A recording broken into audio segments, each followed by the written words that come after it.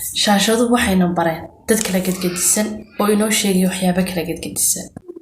marar badan dadkaas waxay ku guuleystaan inay naga bedelaan afkaarteena aragtiyeena iyo aaraadeena xataa qaab nololeedkeena inagoo iyaga kaga dayanayna barnaamijkan la yiraahdo baraha bulshada iyo waxay baahiyaan waxaynu ku kala shiilaynaa dadkaas iyo afkaartaas iyo warar farxiyo cabsiye waa gabadh youtuberada kuna nool cariga iyo qurbaha waxay asaaskiisa u siday dalada ay u bixiyeen Somali Women Global oo ay sheegeen in ay u hiiliyaan haweenka Soomaaliyeed ee la kufsado ee la dulmiyo gabadhaasi waxay buuq fara badan ka dhalisay baraha bulshada siiba qaybta YouTube-ka waxay daawadayaasheeda haweenka u badan ay u sheegtaa arrimo badan oo qariib ah oo la yaab leh farxiya waxay aflagaado iyo fogeyn joogtaa u muujisaa ninka Soomaaliyeed ee muslimka ah iyadoo soo bandhigaysa afraad ay sheegto inay ku xadgudbaan haweenka Soomaaliyeed si xun ay ula dhaqmaan inkastoo wax daliil cad aanay horkeenin daawadayaasheeda farxiye haddana mar walba waxay ku celcelisay kuna nuuxnuuxsata in rag oo dhan wada yihiin dambiilayaan وانا قاعدة كسو هرشد هذا الكيلة هيها لا تزر وازرة وزر أخرى عدنا عد كلا دنبي إذا إناني قادم إناد من نحي بدن كينو من نحي محشولة مديدية يا إناد تحي عيف وقلد عيف إناد تحي أن شعلين إنو عدنا وحو أقلادو انت إلك أقلادو The difference is the قبليه حدر وحبي برتين وحي وقادين حق أي حقوق ذا إليهين ده ترحوا فارح تلعوا إلى هذا حق يقول له فارح تلعوا كرو أنا جي إلهي نقدح حقات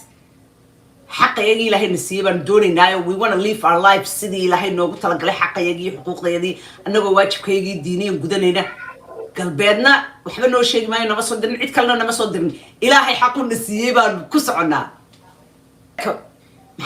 heer waxay gaadhay ay isbarbar dhigto ninka muslimka ee Soomaaliga iyo ninka gaalka ee qowmuluudka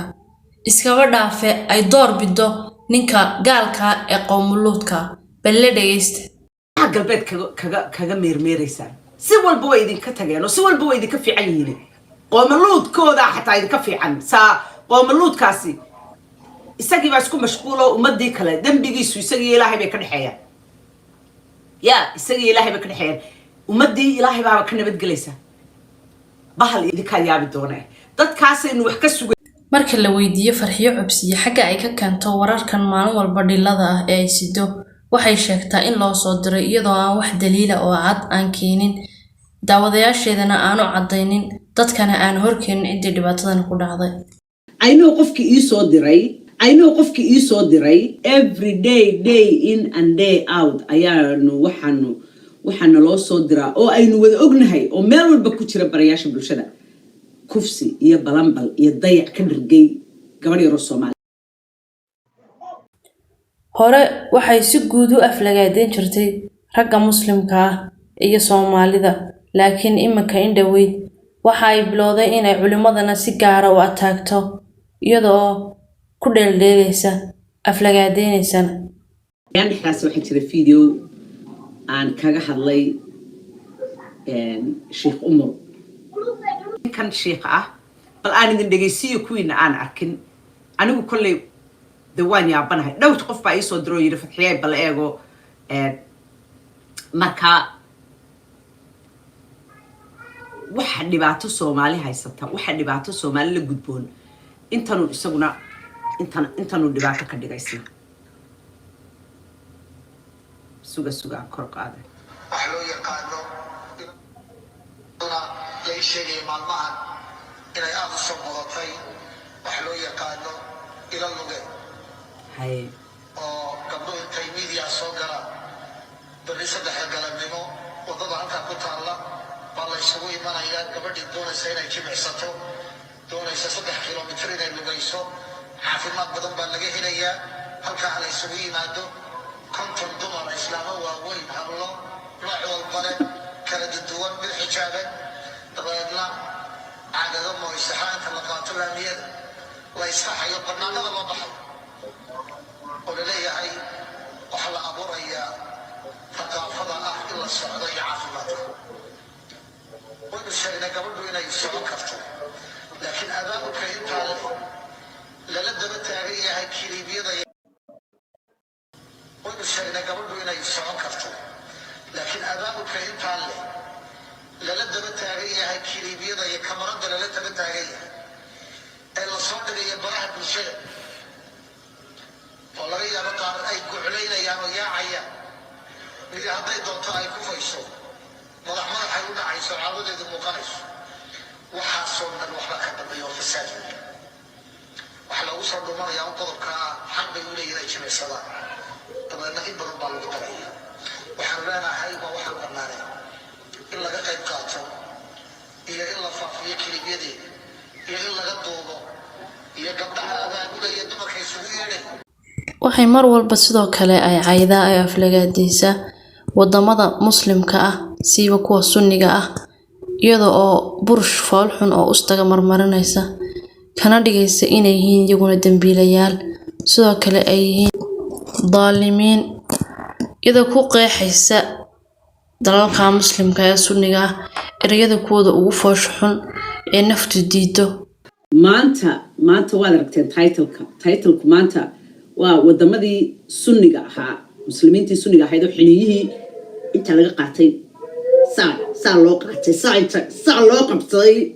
gacanta sidaa loogu haysto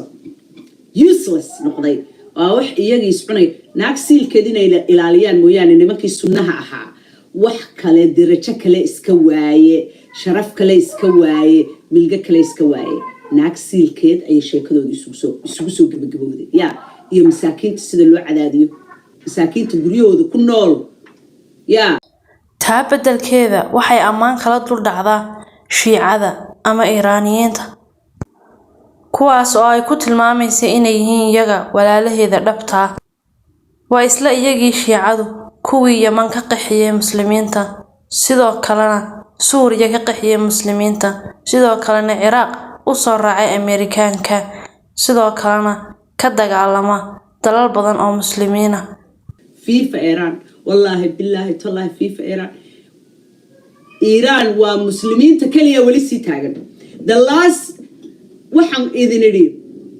the last Muslim warriors waa Iraniyiintii Iran taa ay ku goobanayaan ilayhi waxba shiica maxaa naga galay annagu hadday qof kasta oo muslim oo Ilaahay iyo rasuulkiisa sallallahu alayhi wasallam rumaysan iyo Quraanka aniga waa ii muslim ma garatay aniga waa ii muslim nacaybka ay u qabto dadka Soomaalida halka uu ka gaaray xataa waxay ku baaqaysaa inuu gumaysta ina qabsado oo ay jeclaan lahayd inuu dad gumaysta ina qabsadaan oo ay dhulkeen ku raaxaystaan waxaana carabka ku adkeynaysaa inay marun dhici doonto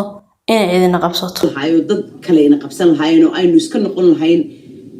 xubin kamida dad kamida de ethnicity-yada kala duwan ee dega carrigii Soomaaliya la oran jiray dega and hello Naima Gacaliso and I don't think inay dad qashay halka waan ku noqon doonaa and haddaynu noqon lahayn dad carrigii dadkii the original Somalis dadkii carriga lahaan jiray sida loo yiraahdo nativeska Mareykan oo kale nativeska dadkii hore u deganaan jiray haddaynu ahaan lahayn oo dadkaas un kamid ahaan lahayn madaa waynu isjeclaan lahayn oo waynu isruursan lahayn oo dadka kale aynu iska celin lahayn oo halkaas aynu dadka kale wada qaban lahayn moogta wadankuna wuu develop garoobi lahaayo barwaaqiya bashar shafaa dhici lahaayo waxaynu noqon lahayn dad shaqaysta oo then citizens of the world caqiibo leh dhulka barwaaqada waa laynooga faa'iideyn lahaayo welfare bay hadday doonaan welfare tanay raadiyaan bay iska guran lahaayeenba wax ka welfare jecel inay fadhiga wax ku cunaan nimcadan ku jirto oo dhan baa loo develop garayn lahaayo markaasay iska jiqi lahaayeen oo halkaa iska seexan lahaayeen ma garan على بسومالي على بيستين على بيستين كشيك جرين مركا waxaan isiraahdaa saasaaba Soomaali ku fiicnaan lahayd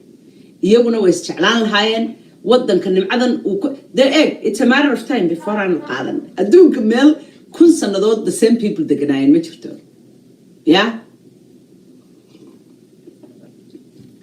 laakiin dadkan la muslim baanu nahay waxaasina way ka dhacayaan dad qalatanimada intaa leeg baa ka dhacaysa day in and day out sano kadib bulsho nuucee noo soo bixi kartaa bulshada ka duwan rag maanta kuwa jira nimanka maanta jira dad ka duwanaa noo soo bixi kara mogtahay marka isbedelka aan rabno within 10 and 15 years ku heli karnaa actually aan raadinoon markaan u isticmaalanaa inaha farxii gesa ka soo hadlaysa aniga gesa ka soo hadlaya ama maamin roodo iyo kumanaan kale soo bixi doona kulligeen maxaa lahay codkeeni kuwa waaweyn hadda waxaa isku dayana at least iyagiyo dad waaweyn in wacyigelinta ay gaartay dhagahoodii gasho maskaxdoodina wax ka badasho absolutely maxamuud la yiraahdo wuxuu yiri ragga ilaahay idinku dhiibay maaragtay maamulka iyo awoodda u ogolaada maaragtay raganimadooda oo wuxuuha u duceeya arinta maxaad ka odhan lahayd adigu adaa kugu horraysiinaya idinku dhiibay maamul naceen nagula dhiiba actually because rag